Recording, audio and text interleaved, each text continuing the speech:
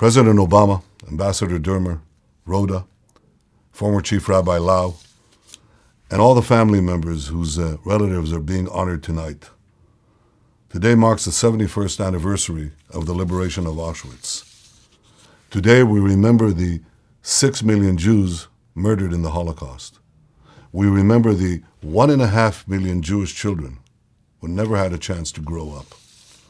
Today is also a day when we can be especially grateful for the establishment of the State of Israel.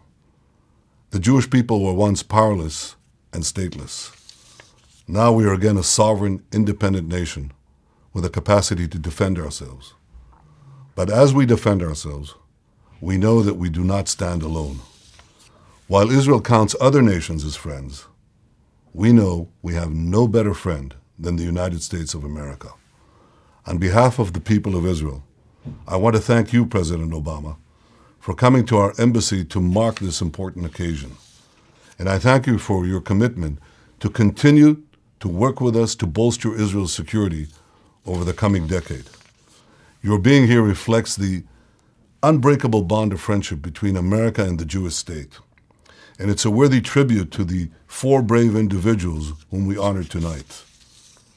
The Jewish people owe a profound debt of gratitude to Valerie and Marila Zivesky, to Louis Gundin, and to Master Sergeant Ronnie Edmonds. We are forever indebted to them because of the Jewish children and the Jewish soldiers who were saved thanks to their bravery. Their courage was a special courage.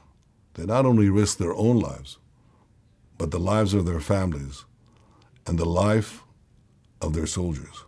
There is no greater courage. God bless you all.